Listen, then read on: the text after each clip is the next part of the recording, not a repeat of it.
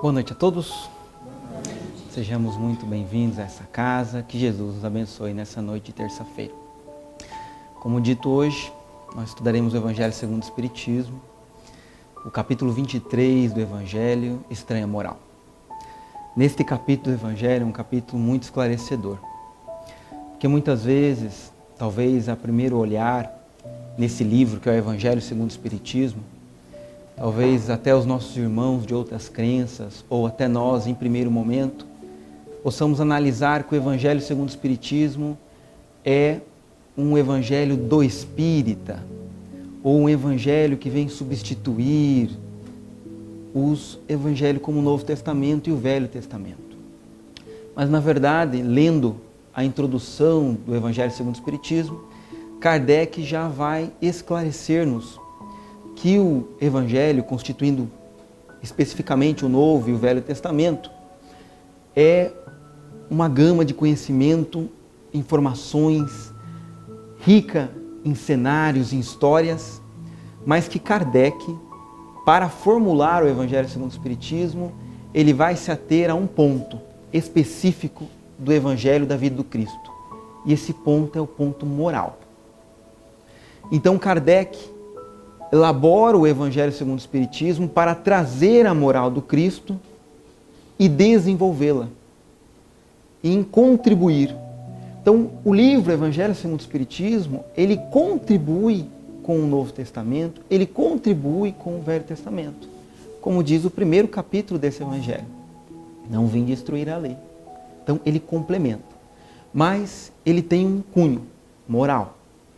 E nesse ponto moral, Kardec desenvolve, traz os textos bíblicos, desenvolve e traz os comentários dos Espíritos para auxiliar. E ele separa um capítulo específico para tratar da moral, só que da moral estranha, da estranha moral. É aquelas passagens evangélicas que a primeiro momento parecem contradizer tudo aquilo que o Cristo disse. E hoje, especificamente, estudaremos o item 7 e 8, intitulado por Kardec, Deixar os mortos o cuidado de enterrar seus mortos. E Kardec inicia esses dois itens, 7 e 8, que são bem breves, por sinal, remontando aos primeiros itens do capítulo, que ele pontua que para a gente analisar o versículo do Velho Testamento, do Novo Testamento, é necessário alguns cuidados, algumas ferramentas, porque nós não estamos tratando de textos que foram escritos há 100 anos atrás. Nós estamos tratando de textos escritos há 2.000 anos atrás, 3.000 anos atrás e mais no Velho Testamento. Então Kardec vai trazer que nós precisamos entender que a língua utilizada, a escrita utilizada naquela época era uma escrita muito pobre, que uma palavra era utilizada para várias situações, que o Velho Testamento, o Novo, tem muito simbolismo, como nós temos também na nossa atualidade. Expressões idiomáticas, como por exemplo, chutar o pau da barraca. Se alguém ler essa expressão e colocar ao pé da letra, estará se equivocando, porque na nossa atualidade, chutar o pau da barraca tem uma outra conotação, tem um outro entendimento. E essas expressões idiomáticas também eram utilizadas na época. Kardec também pontua que é necessário que nós compreendamos o contexto daquele texto. Porque senão, quando nós tiramos um texto do seu contexto, ele vira pretexto para qualquer afirmação. Então é necessário que entendamos o contexto. Para exemplificar, quando eu digo para um militar, por exemplo, que o cabo foi soldado, ele vai entender algo. Agora, se eu chegar na minha mãe e dizer, mãe, o cabo foi soldado, ela vai entender outra coisa. O contexto é diferente. Necessário, então, é que nessas premissas tomamos esse cuidado ao analisar um texto, para que possamos realmente extrair dele o seu melhor, extrair dele um entendimento preciso. E neste texto da noite. Está lá em Lucas, capítulo 9, versículos 59 e 60. Era um dos momentos que o Cristo ensinava, esclarecia as dificuldades do discipulado. E antecedendo esta passagem mencionada por Kardec, nós vamos ver que Jesus chega a ele, um que queria adentrar as tarefas do Evangelho, e fala: mestre, te seguirei aonde fordes. E o Cristo esclarece a ele: olha, as raposas têm tocas, as aves dos céus têm ninhos, mas o Filho do Homem não tem onde reclinar a cabeça. Esclarecendo as dificuldades do caminho. E outros que estavam ao seu redor, a um deles fala da seguinte forma: olha, segue-me. E o outro, o jovem, lhe responde: Senhor, consente que primeiro eu vá enterrar meu pai. E Jesus lhe retrucou: deixar aos mortos o cuidado de enterrar seus mortos, quanto a ti, vai anunciar o reino de Deus. Então, realmente, ao primeiro momento, nesta passagem, parece estranho, porque Jesus parece negar a este jovem, a este ser, que vai enterrar seu próprio pai. A princípio parece muito estranho, esquisito e até mesmo falta de caridade, muitas vezes, podemos analisar por falta de Jesus. Aqui, para a gente estudar esse breve versículo, vamos fazer duas distinções. A primeira é a negação do Cristo para que esse jovem vá enterrar seu pai. E a segunda é a forma com que ele falou. Porque já o fato de o Cristo falar: olha, não vá enterrar seu pai, fique e vá anunciar o reino de Deus, já é estranho aos primeiros olhos. Agora, a forma que ele respondeu também merece atenção, porque ele fala: deixar os mortos o cuidado de enterrar seus mortos. Então é intrigante também. E para a gente analisar essa questão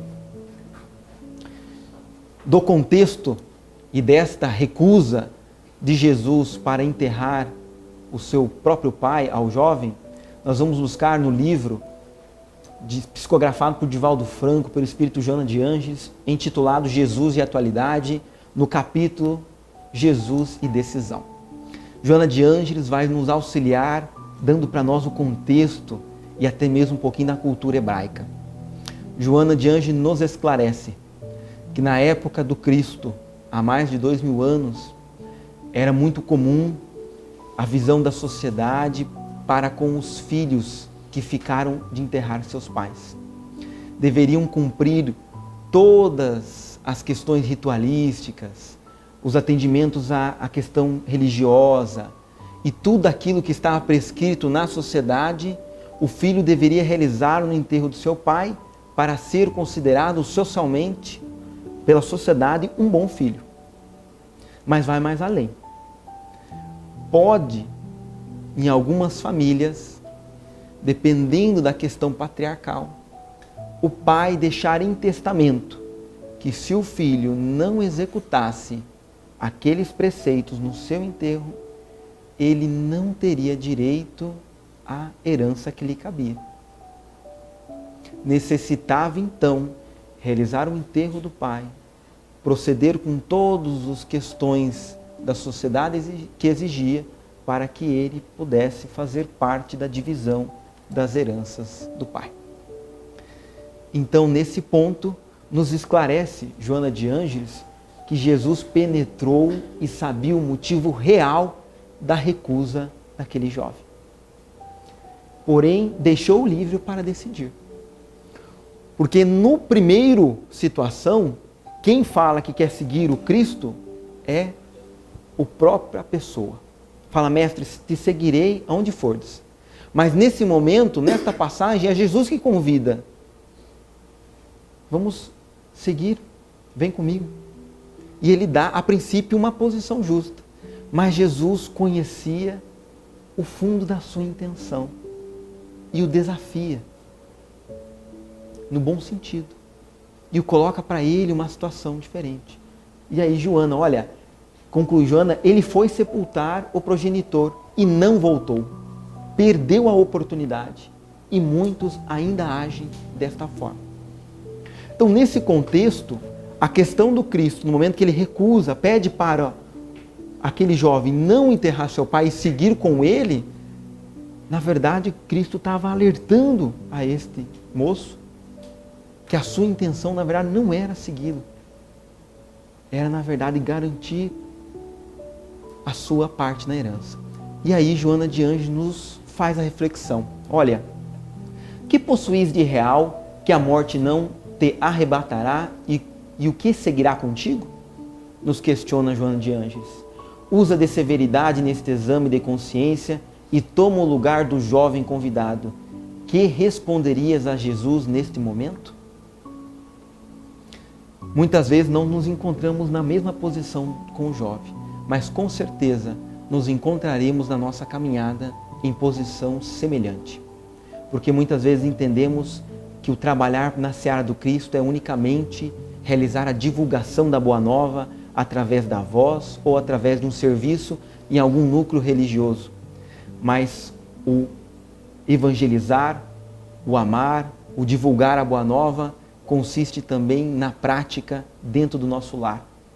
Então, em algum momento, vai bater em nossa consciência para a gente não sair de casa para atender os nossos prazeres próprios, como algo recreativo ou algo semelhante. A consciência nos pedirá sutilmente para que a gente fique e atenda os filhos que ali estão, que os eduque, que preste atenção ao esposo, ao cônjuge, que visite o pai que já está um pouco mais velho, que faça a ligação para o parente distante, porque o Evangelho do Cristo é o amor em prática. Já nos alertou o Cristo. Amará a Deus sobre todas as coisas e o próximo como a ti mesmo. Então, amar o próximo não se encerra dentro da igreja ou em qualquer questão de um lugar, mas está aberta a todos os momentos. Seja em nosso trabalho, seja em nossa vida, seja onde for. Em algum momento, talvez esta pergunta nos cabe. Se atenderemos às questões nossas e até materiais, ou se buscaremos o auxílio ao próximo. Então, neste contexto, Joana de Ângeles nos auxilia a entender que esta recusa, esta reflexão de Jesus, não tem nada de muito estranho. Na verdade, tem todo sentido. Mas não só isso constitui esta passagem. Temos também a forma com que Jesus age.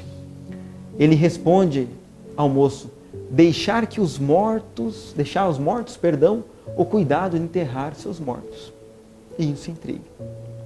E para a gente compreender esta passagem, recorremos lá em Karl Barth-Schutten, Parábolas e Ensinos de Jesus, na página 184, e Emmanuel, no livro Alma e Luz, capítulo 8, onde nós vamos compreender uma questão de a morte abstrata e a morte concreta. A morte concreta sendo a morte do corpo físico, onde se decompõe a matéria, se enrijece os músculos, não se vê, se encerra a vida orgânica. Mas temos também a morte abstrata, que nada mais é que a morte do espírito, a morte da alma, que também se enrijece, que também se enclausula, que também se seca, que também se decompõe, mas não o corpo, se decompõe o sentimento. A alma fica enrijecida no coração. E Emmanuel esclarece: o cadáver é a carne sem vida, enquanto o morto é alguém que se ausenta da vida. Vivo na questão física, mas morto na questão da alma.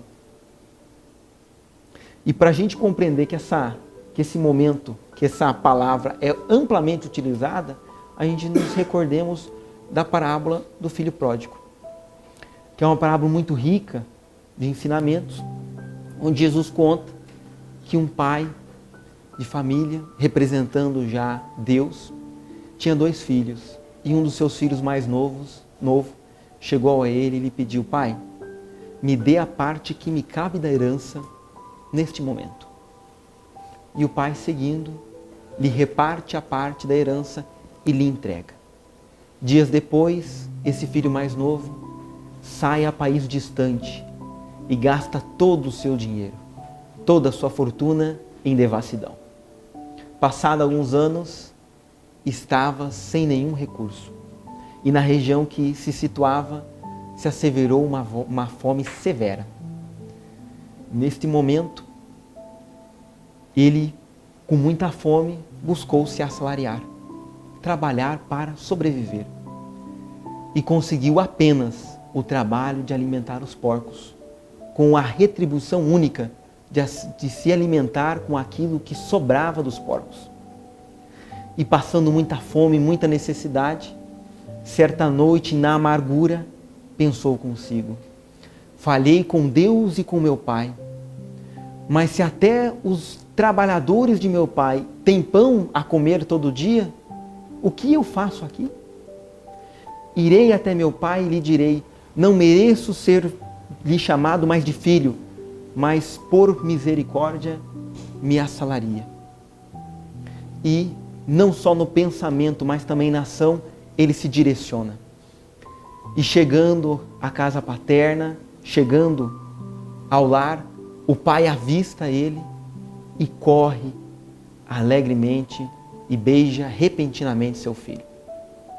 O pai, nesta história, no contexto, vale destacar que o patriarca na cultura hebraica não corria, não podia. Mas Jesus coloca esse patriarca correndo de felicidade, como Deus a abraçar, a acolher feliz a nossa volta ao seio paterno. E aí o filho fala ao pai: pai, não mereço ser seu filho, mas me assalaria. E o pai, muito contente, veste o seu filho e diz a ele e aos seus servos: olha, matemos um carneiro e vamos nos deleitar nessa noite, porque meu filho estava morto, mas agora vive. Estava perdido, mas agora foi encontrado. Não morto na questão física, mas morto espiritualmente.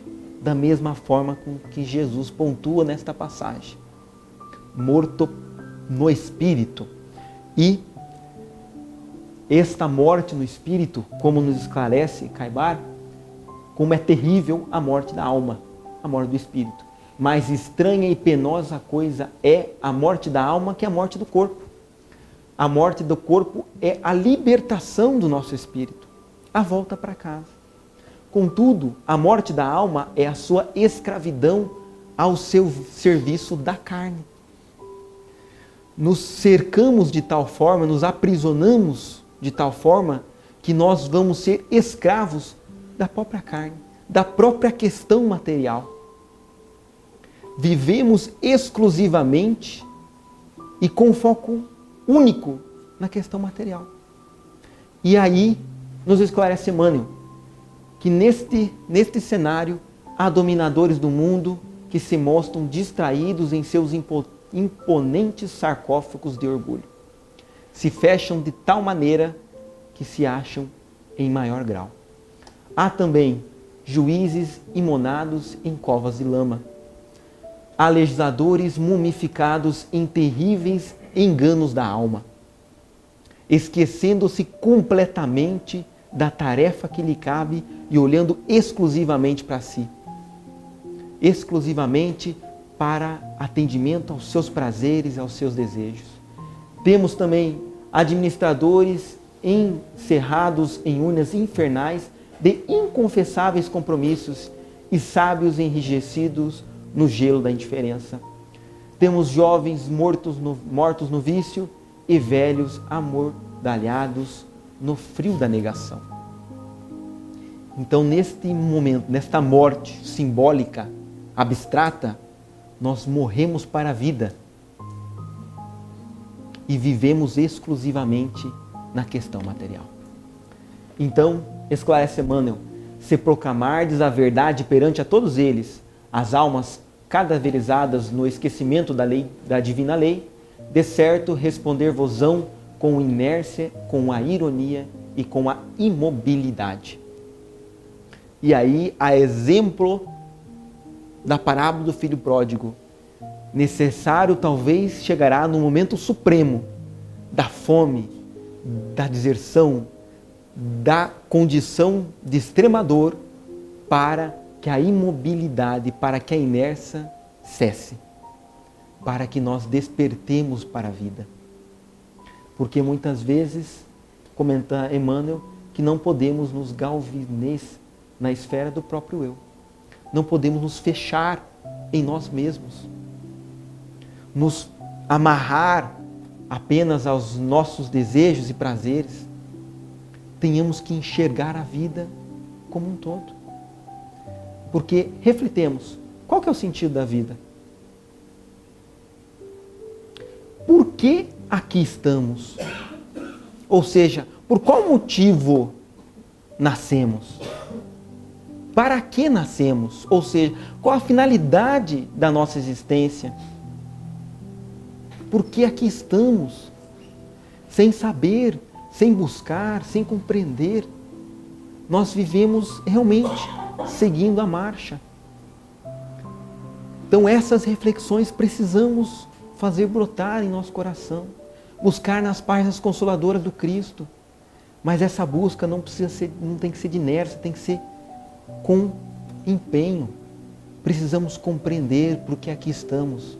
Porque senão nós vamos viver e vamos esquecer que todo dia, o sol brota sem ninguém fazer nada. Não é verdade? O sol nasce lindamente todos os dias. A chuva nos dá a bênção da vida. A água brota em todo o planeta. Nós temos uma fauna e uma flora encantadora que nos demonstra, uma lei divina em comunhão, assim, na minúcia, uma perfeição assim que nós estamos longe ainda de compreender. Nós temos um corpo físico encantador, com vários órgãos, bilhões de células, enfim, ele é um complexo que nós nem compreendemos, sequer criamos, que nós temos à nossa disposição. Nós temos o ar a respirar gratuitamente, temos um planeta onde somos apenas um entre bilhões, e nós esquecemos que muitas vezes nós somos um planeta entre bilhões de planetas em uma única galáxia, entre trilhões de galáxias em um único universo.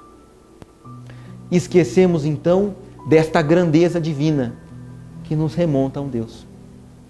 E aí, ingenuamente pensamos, talvez, que a nossa vida é unicamente feita para nós atender apenas os nossos desejos.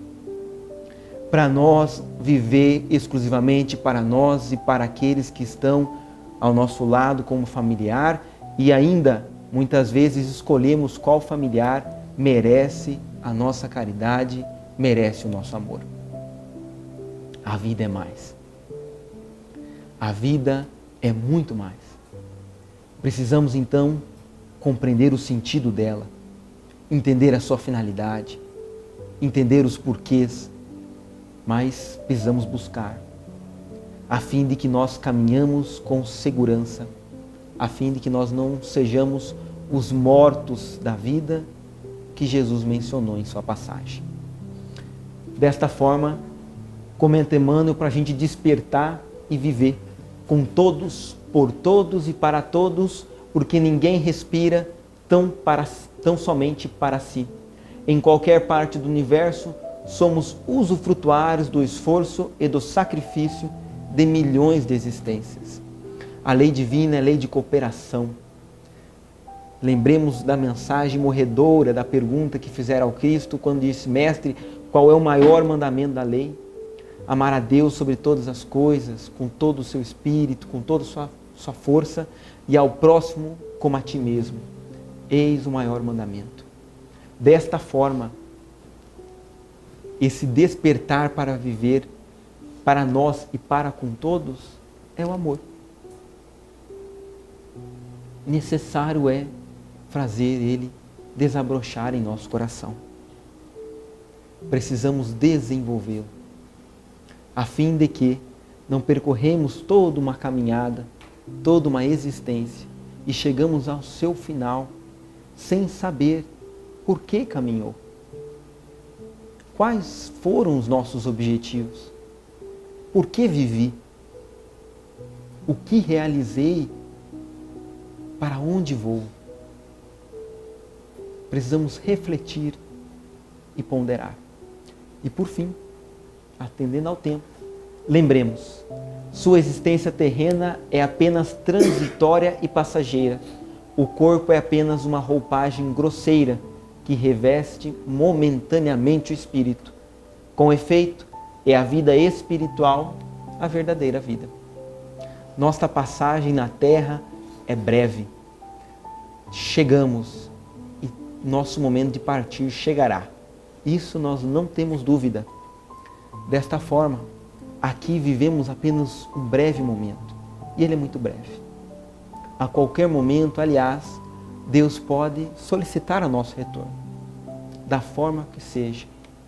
Então, pensemos, reflitemos, a fim de que possamos analisar se nós não estamos caminhando, ainda mortos para a vida, sem um sentido, sem um propósito, sem um direcionamento salutar que há de fazer a felicidade em nosso coração e a felicidade no coração de todos.